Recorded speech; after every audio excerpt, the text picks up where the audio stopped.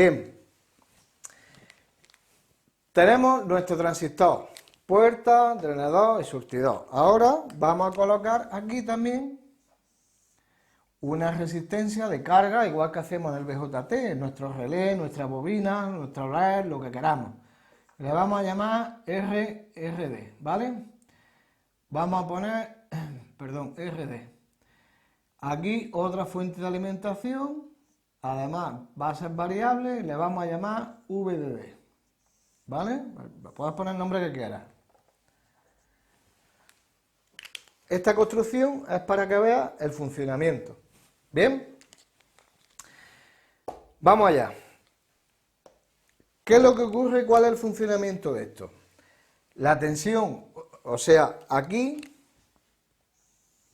no va a haber corriente hasta que no se cubra una tensión de umbral que se llama. Si te acuerdas, en el diodo no conducía hasta que no llegaba a una tensión de 0,7 voltios, no dejaba pasar la corriente. Pues aquí pasa algo parecido. Esa tensión se llama VT, la T de threshold, de umbral en inglés, ¿vale? Y ese valor nos lo da el fabricante. Normalmente te va a dar dos valores, entre 2 y 4 voltios. Por ejemplo, cada transistor tendrá el suyo, por lo tanto, siempre repito que hay que irse al datasheet, a la hoja de características y ver en concreto todos estos valores. No te preocupes que esto lo vamos a ver después sobre la hoja de datos del transistor del que vamos a usar. Por ejemplo, el del módulo que vamos a usar, que es el IRF 520, ¿vale? Bien, esta tensión de umbral. Bueno, pues si nosotros pintamos aquí la transferencia, la curva de transferencia, que es la respuesta de la salida con respecto a la tensión de entrada. Si yo tengo aquí VGS y aquí tengo la intensidad del drenador, ¿esto qué es? Si yo tengo aquí mi tensión umbral, vamos a suponer que está en 3 voltios, ¿vale? Cojo una intermedia, o si me da el fabricante una en concreto, la que me diga. ¿Qué quiere decir? Que no habrá corriente por aquí, ¿vale? I sub D, no habrá corriente hasta que no se supere la tensión de puerta entre aquí y aquí, hasta que no se supere esos 3 voltios. Cuando la tensión entre aquí y aquí sea superior a esos 3 voltios, ¿vale? Ya habrá corriente de salida. ¿Bien? Vale.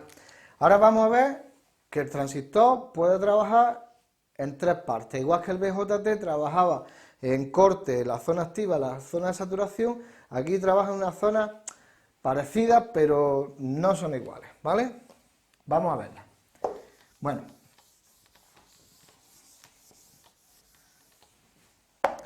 ahora, en lugar de representar la salida en función de la tensión de entrada, que es con lo que tú te tienes que quedar, que un MOSFET, tú regulas la corriente, va a tener una corriente de salida en función de la tensión que tú pongas en la entrada. En función de la tensión que tú pongas aquí, por aquí va a circular una corriente, ¿vale? Te va a ir a un punto determinado, ¿bien? Vale, pues para ello vamos a representar en esta gráfica, aquí vamos a poner I sub D, que es la intensidad del drenador, ¿vale? Y aquí VGS. VGS es la tensión puerta-surtidor, ¿vale? Aquí tenemos otra, que es la tensión drenador-surtidor, que ahora la veremos. ¿Cómo funciona esto? Bien, primera zona, corte. Cuando está en corte, el transistor es como un interruptor abierto. Por lo tanto, por aquí no circula corriente. ID 0. Corte. ¿Cuándo se produce eso? Cuando la tensión puerta-surtidor es menor que la tensión umbral, ¿vale? Si yo la tensión que tengo entre aquí y aquí es de 1 voltio, por ejemplo, yo tengo aquí 1 voltio y la tensión que me dice el fabricante es de 3, pues 1 menos que 3, por lo tanto, esto está cortado. 1 o 0, en el caso que ponga Arduino a 0 voltios, a low, ¿vale? Por lo tanto, VGS, esto ya lo quito de aquí que está estorbando, cuando la tensión VGS sea menor que VT, ¿qué ocurre? Que la intensidad es 0, ¿vale? Estaríamos aquí, cuando la intensidad es 0, tengo intensidad 0 y aquí, perdón, aquí no es puerta surtidor, aquí es tensión drenador surtidor, ¿vale? Da igual la tensión que yo ponga aquí, da igual la que yo ponga ahí, que la corriente va a ser 0, ¿vale? Me da igual. Por lo tanto, la zona de corte va a estar aquí. Vamos a estar en corte. ¿Bien? Ahora, vamos a ver otra zona que es zona de conducción, que a su vez se divide en dos partes. La zona de conducción se divide en la zona óhmica y en saturación. ¿Vale? Para que no te confundas, a nosotros cuando estemos trabajando en conmutación, no nos va, a diferencia de con el BJT, nos va a interesar trabajar en corte y aquí, en la zona óhmica. Ahora veremos por qué. ¿La zona óhmica cuál es? Se cumple que la tensión drenador-surtidor, la tensión que hay aquí, es menor que VGS menos VT. ¿De acuerdo? Ya esta tensión ya sí es positiva, ¿vale? Esto, VGS, es mayor que 0, ¿vale? Ya hemos sobrepasado la tensión umbral. Por lo tanto, ¿qué ocurre? Cuando estamos en esa zona, el transistor se comporta como una resistencia no lineal, alineal. ¿Qué quiere decir eso? Una resistencia normal y corriente, ¿cómo se comporta? De forma lineal, ¿vale? Si yo tengo una resistencia de 1 ohmio, ¿vale? Y le aplico 1 voltio por ley de Ohm, ¿qué me da? 1 amperio, ¿vale? Aquí pongo intensidad y aquí pongo tensión.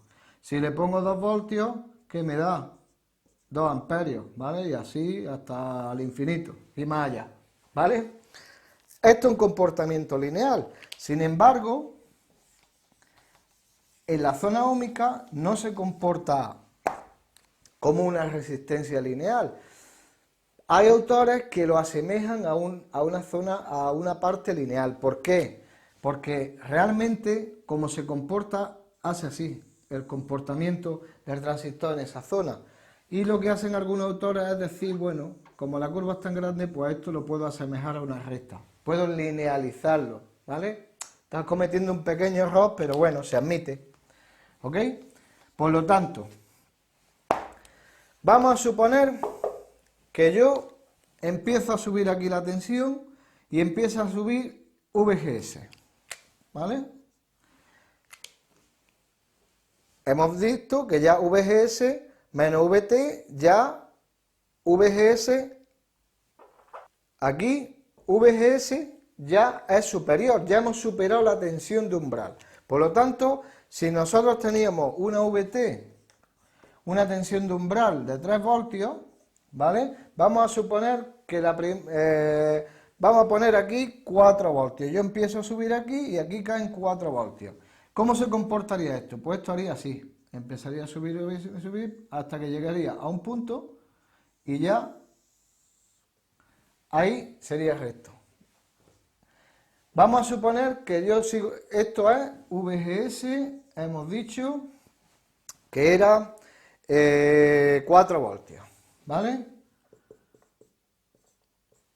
Yo tengo VGS ya 4 voltios. La primera que yo tengo, VGS 4 voltios. Por ejemplo, estas curvas no me las estoy inventando yo, están en el datasheet, en la hoja de características. De hecho, las vamos a ver ahora después. ¿Bien? Vamos a suponer que yo sigo subiendo aquí y la tensión ahora va a ser de VGS de 5 voltios. Pues haría más o menos así, ¿vale? VGS 5 voltios, ¿vale?